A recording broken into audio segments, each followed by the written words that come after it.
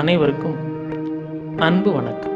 இதுவரை நமது பிரபஞ்ச தியான மையத்தின் சேனலை சப்ஸ்கிரைப் செய்யாதவர்கள் இந்த வீடியோவுக்கு கீழே இருக்கும் ரெட் கலர் சப்ஸ்கிரைப் பட்டனை கிளிக் செய்து சப்ஸ்கிரைப் செய்து கொள்ளவும், கூடவே பெல் ஐக்கானை கிளிக் செய்யவும். புத்தம்புது வீடியோக்கள் உங்களுக்காக காத்திருக்கின்றன. நன்றி.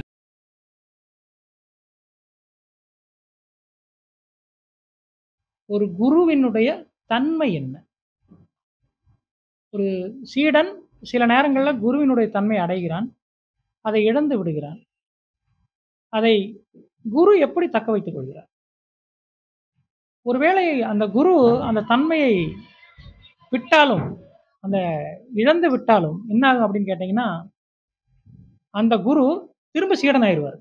சீடன் என்பவன் இப்படி மாறி மாறி போறதால சீடன் தற்காலிக குரு. அதாவது ஒரு குரு இந்த தன்மையை அவரும் இழந்து போனார்னா, அந்த தக்க வச்சுக்கிற தன்மை இழந்து போனார்னா, அவர் தற்காலிக சீடன் ஆயிடுவார். சீடன் குருவினுடைய நிலையை சில நேரங்களில் அடையும் போது தற்காலிக குரு ஆயிடுறாரு. குரு அதை இழக்கும் போது தற்காலிக சீடன் ஆயிடுறாரு. இந்த குருவானவர் தொடர்ந்து அதை தக்க வச்சுக்கிட்டே இருந்தாதான் குருவினுடைய நிலையை தக்க வைத்துக் கொள்ள முடியும். நாம் எல்லாம் என்ன நினைச்சிட்டு இருக்கோம் அப்படின்னா, குரு அப்படிங்கிற ஸ்தானத்தை அடைந்து விட்டால் அதன் பிறகு நாம் செய்ய வேண்டியது எதுவும் இல்லை அப்படின்னு எல்லாரும் நினைச்சிட்டு இருக்கோம். இன்னும் சொல்ல போனால், சீடராக இருப்பதே பரவாயில்லை என்று குருவா நிலைக்கு அடைஞ்சதுக்கு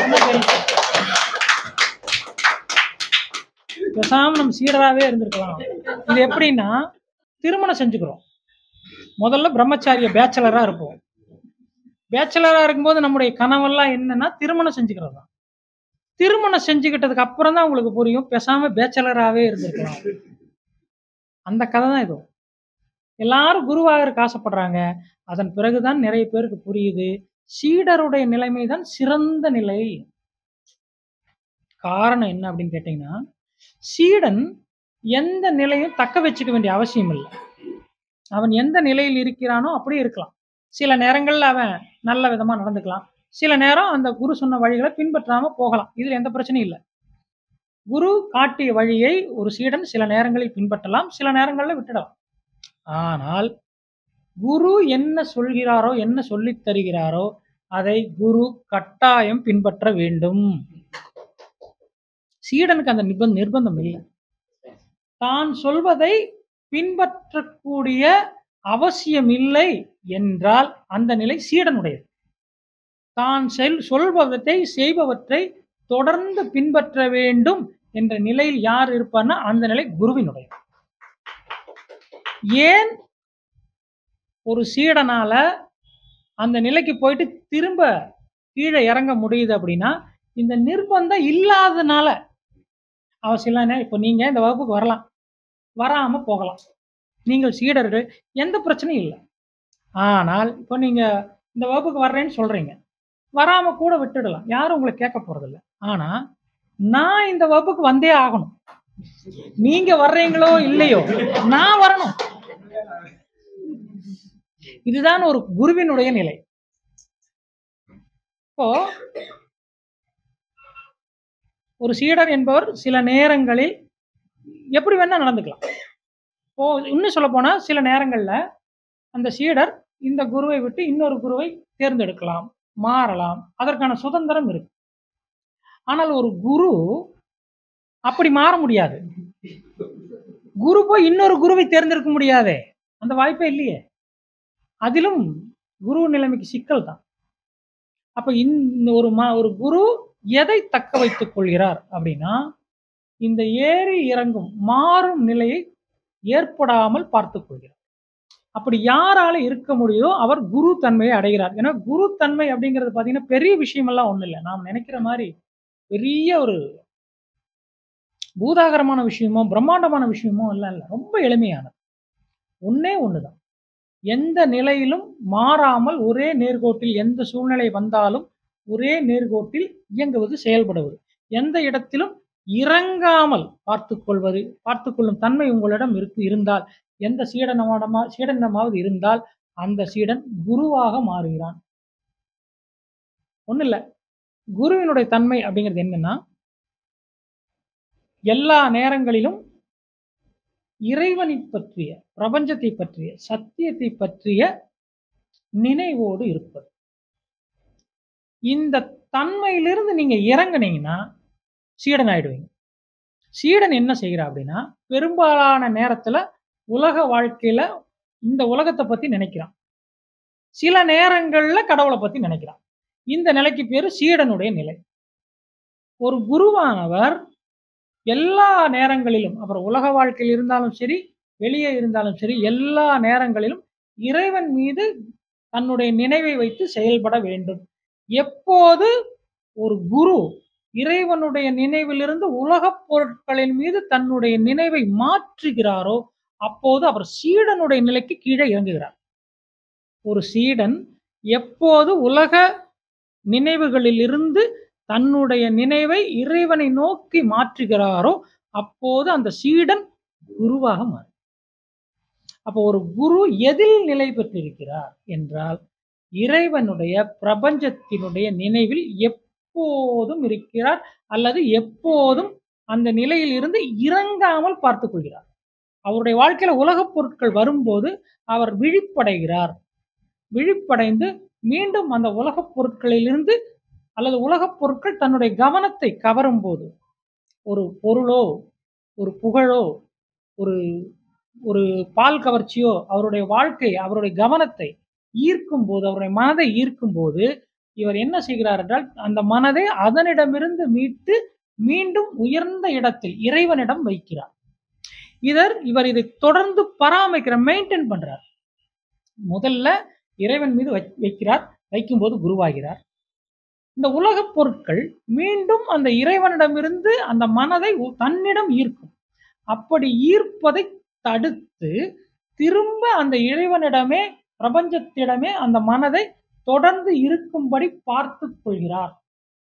இப்படி இந்த வைராக்கியம், இந்த சக்தி யாரிடம் இருக்கிறதோ அவரைத்தான் நாம குருன்னு சொல்றோம். உயரத்துக்கு சென்று கீழே இறங்காதவர். ஒரு சீடன் என்பவன் உயரத்துக்கு சென்று எப்போது வேண்டுமானாலும் கீழே இறங்குபவன். அவன் இறைவனையும் நினைக்கலாம், உலகப் பொருட்களிலும் இருக்கலாம். இந்த இரண்டு நிலையிலும் இருக்கும் சுதந்திரம் யாருக்கு இருக்கிறதோ அவர் சீடன். சுதந்திரமே இல்லாமல் யார் இருக்கிறாரோ அவர்தான் குரு. அவருக்கு ஆப்ஷனே கிடையாது. சீடனுக்கு ஆப்ஷன் இருக்கு. கோயிலுக்கு போகலாம், அவர் ஒரு சினிமாவுக்கு போகலாம். யாரு? சீடன். ஆனால் ஒரு குரு கோயிலுக்கு போகலாம், சினிமாவுக்கு போகக்கூடாது. ஒரு சீடன் அவர் சைவம் சாப்பிடலாம், அசைவமும் சாப்பிடலாம், பிரச்சனை இல்லை. ஆனால் ஒரு குரு சைவம் மட்டுமே சாப்பிட வேண்டும். சாப்பிடாம கூட இருக்கலாம், அது கூட தப்பு இல்லை. ஆனால் அசைவம் சாப்பிடக்கூடாது. இப்படி நிறைய விதமான கட்டுப்பாடுகள் ஒரு குருவுக்கு உண்டு. இந்த கட்டுப்பாட்டை எல்லாம் யார் ஒழுங்காக பின்பற்றுகிறாரோ, அந்த குருவுக்கென்று இருக்கக்கூடிய விதிமுறைகளின் படி யார் நடக்கிறாரோ அவர் குரு என்று அறியப்படுகிறார். யாரெல்லாம் சில நேரங்களில் அந்த தன்மையும் சில நேரங்களில் அந்த தன்மையும் விடுகிறார்களோ அவர்கள் எல்லாம் சீடர்கள். இப்போ குருவுக்கும் சீடருக்கும் பெரிய வித்தியாசம்லாம் ஒன்றும் இல்லை. எல்லாருக்கும் இருக்கிற கேள்வி என்னன்னா, குருவுக்கும் சீடருக்கும் என்ன வேறுபாடு, அல்லது எப்போது ஒரு சீடன் குருவாக மாறுகிறார்? இந்த ஒரே ஒரு நியதி தான். எப்போதுமே இறைவன் மீது இருக்கக்கூடிய நினைவை எந்த வினாடி வேண்டுமானாலும் இந்த மனம் கீழே தள்ளிடும், உலகப் பொருட்கள் மேல தள்ளிடும். அப்படி தள்ளாமல் யார் பார்த்துக் கொள்கிறார்களோ, அப்படி அந்த உலகப் பொருட்கள் தன்னுடைய மனதை கவர்ந்து விடாமல், இது உங்களிடம் இருக்கக்கூடிய ஒரு விலை உயர்ந்த பொக்கிஷத்தை, ஒரு வைரத்தை திருடர்கள் கவர்ந்து செல்லாமல் பார்த்துக் கொள்வது போன்றது. இந்த 5 புலன்களும் திருடர்கள். இந்த 5 புலன்களும் உங்களை என்ன செய்யும் என்றால், உங்களுக்குள் இருக்கக்கூடிய அமைதி, நிம்மதி என்ற ஆனந்தம் என்ற வைரத்தை எப்போது வேண்டுமானாலும் திருடிச் சென்று விடும். இப்படி திருடிச் செல்லாமல் காவல் காப்பவர் தான் குரு. அப்படி காவல் காப்பது எதன் மூலம் அவர் காவல் காக்கிறார் என்றால், விழிப்புணர்வு என்ற தன்மையை கொண்டு அவர் காக்கிறார். அவர் எப்போதும் உறங்குவதில்லை. இப்ப எல்லாரும் விழிப்புணர்வை முழுமையாக அடைந்தவர். புத்தர் அப்படின்னா என்ன அர்த்தம் அப்படின்னா, விழிப்புணர்வை முழுமையாக அடைந்தவர். சீடர் என்றால் விழிப்புணர்வை அவ்வப்போது அடைபவர் என்று பொருள்.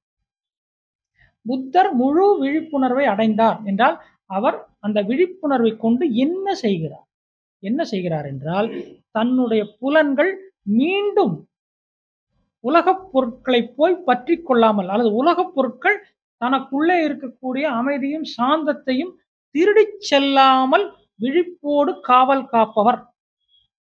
இந்த விழிப்போடு காவல் காப்பது எப்படி என்பதை மற்றவருக்கு சொல்லித் தருவதுதான் ஒரு குருவினுடைய வேலை. எனவே ஒரு குரு எதை பராமரிக்கிறார், எதை மெயின்டைன் பண்றார் அப்படின்னு பார்த்தீங்கன்னா, விழிப்புணர்வை மெயின்டைன் பண்றாரு. எப்பவுமே விழிப்புணர்வை மெயின்டைன் பண்றது எதுக்கு அப்படின்னா, எந்த நேரம் வேண்டுமானாலும் இந்த மனமானது உலகப் பொருட்களின் மீது தாவி விடும். அப்படி தாவாமல் பார்த்து கொள்ளும் வேலைதான் குருவுடையது. ஆனால் ஒரு சீடனுக்கு அந்த சிரமம் இல்லை. அந்த சீடனுடைய மனம் சில நேரங்களில் உலகப் பொருட்களில் தாவலாம், சில நேரங்களில் கடவுளின் மீது தாவலாம். இந்த இரட்டைத்தன்மை கொண்டவை எல்லாம் சீடர்கள் என்று அறியப்படுகிறார்கள்.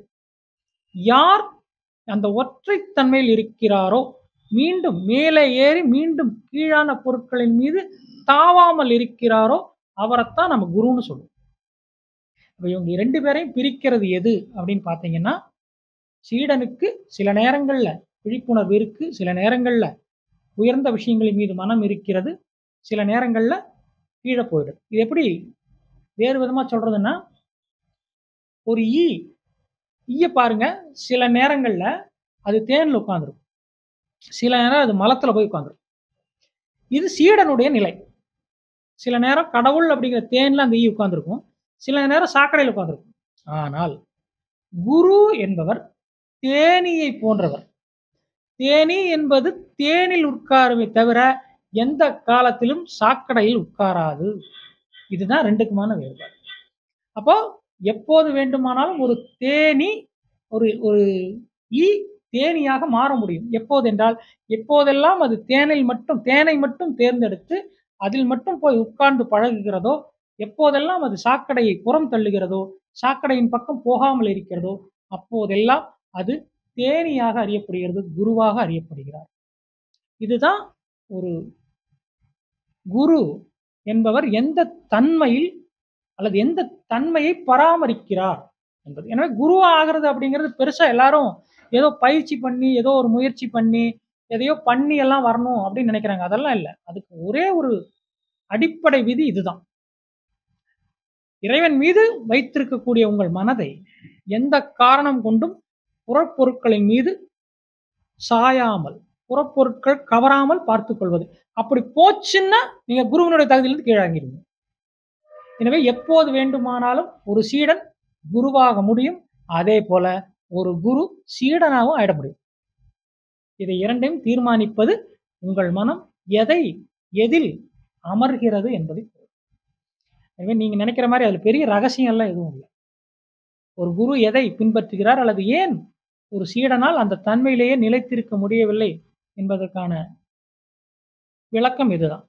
ஒரு சீடன் எப்போது 2 நிலையிலும் மாறி மாறி, சில நேரங்கள்ல சாக்கடையில் இருக்கான், சில நேரங்கள்ல உயர்ந்த விஷயங்கள்ல இருக்கான், உலகப் பொருட்கள் இருக்குது அந்த மனம், சில நேரம் இறைவன் பக்கம் இருக்குது. நாம கோவிலுக்கு போறோம், கோவிலுக்கு போகும்போது இறைவன் பக்கம் இருக்குது, வீட்டுக்கு வந்தோடனே சாக்கடைக்கு வந்து. இப்படி இருந்தால் நீங்கள் பக்தர்கள் அல்லது நீங்கள் சீடர்கள். எப்போது எங்கே இருந்தாலும், நீங்கள் கோவிலில் இருந்தாலும், வீட்டில் இருந்தாலும், ஒரு கடைத்தெருவில் இருந்தாலும், ஒரு கல்யாண வீட்டில் இருந்தாலும், எப்போதும் உங்கள் நினைவில் இறைவனுடைய நினைவாகவே நீங்கள் இருந்தால் நீங்கள் குருவினுடைய இடத்திற்கு முழு தகுதியானவராக மாறும். இதுதான் அதனுடைய ரகசியம். இந்த வீடியோ உங்களுக்கு பிடித்திருந்தால் லைக் செய்து உங்கள் நண்பர்களுக்கு ஷேர் செய்யவும். மேலும் உங்களின் மேலான கருத்துக்களை கீழே உள்ள கமெண்ட் பாக்ஸில் கமெண்ட் செய்யவும். மேலும் 9566293484 என்ற எண்ணிற்கு வாட்ஸ்அப்பில் தொடர்பு கொண்டு தகவல்களை பெறவும், உங்களது கருத்துக்களையும் தெரிவிக்கவும். அனைவருக்கும் நன்றி, வணக்கம்.